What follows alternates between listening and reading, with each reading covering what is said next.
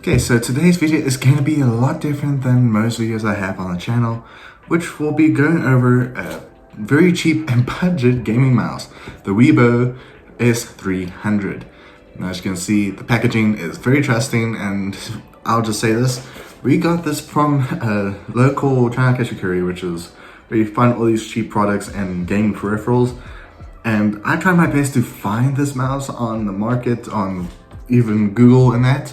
It is hard to find this thing online. It is very hard. So today we're going to see, is a budget gaming mouse that costs around about, well, $12, yes, $12, worth it compared to a high-end mouse? So let's get straight to it. Okay, so we got the Weibo gaming mouse. Now I'm going to just do it like this for now, just so you guys can see exactly how the unboxing experience is like, because I was impressed with the unboxing experience for this.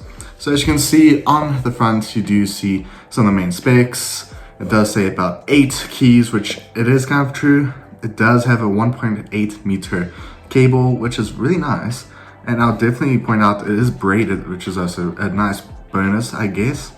We do have RGB, which is of course a good gaming standard nowadays.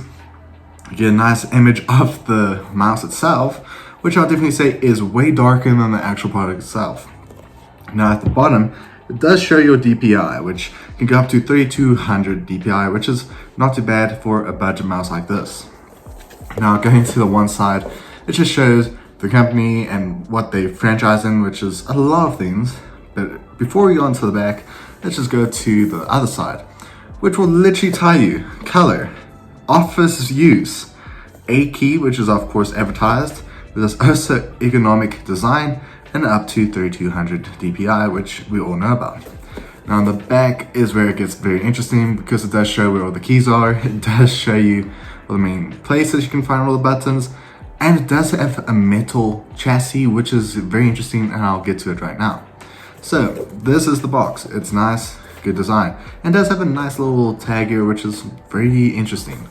Now the way you unbox this is to basically pull it out of the main cover, which is very, I guess, well designed.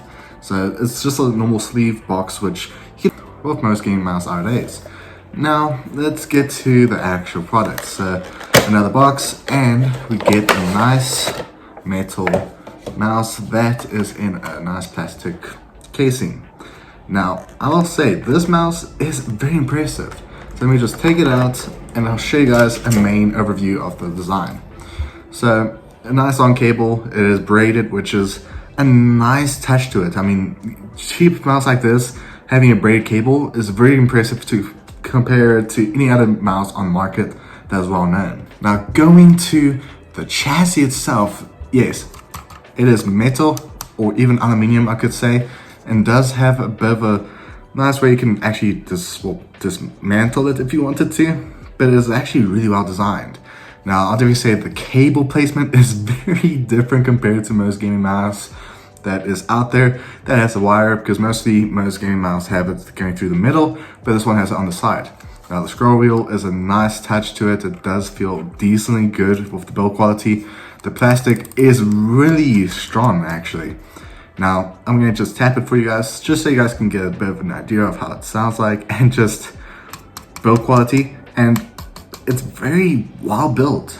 I'll definitely say that. I'll give props to Weibo, but this is a very interesting mouse. Now I'm going to show a clip of how much it weighs, because it is obviously a metal chassis, so it's going to be a lot heavier than most mice on the market.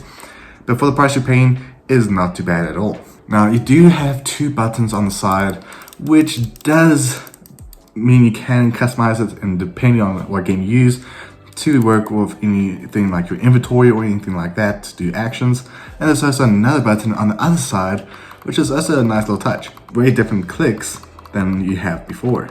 Now on the top here, you do have your DPI switcher, which is actually really well thought of, because with most gaming mouse that I have used before, it's just one button and you have to cycle through each, gradually going up in DPI. So with this, if you go up and you don't like it, you can go straight back down without worrying about, having to recycle through that whole DPI cycle, which is a nice part about this mouse.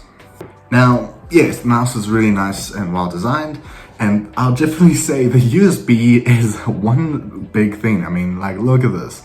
This is a massive USB. But I think it's time to actually take this for a test, and I'm going to do this in a game known as Fortnite. I'm going to compare it to the Logitech G305, which I know is the wrong way to really judge this mouse. But if it can do a really good performance compared to a well-known gaming mouse, then it just gives you an idea of how a cheaper mouse can actually be very competitive compared to a real premium type of product. Okay, so let's start this with the G305 and see how this does.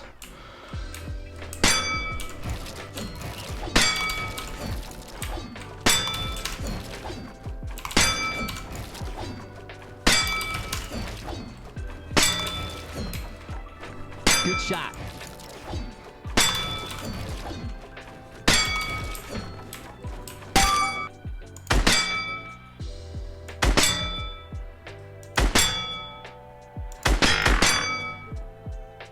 Good shot.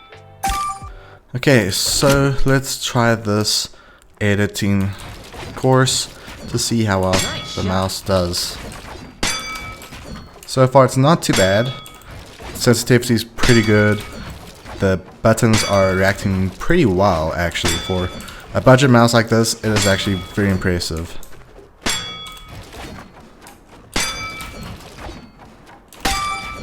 Okay, so far it is actually really impressive. I'll definitely say the button on the right hand side can in fact push the buttons by accident, especially if you are trying to rush someone. It can act as a trigger. And I mean, that could be a big pro, especially if you're wanting to shoot. So pushing the top button or the main left button that most people use, you can just use the right button and shoot, which I guess can be a good pro.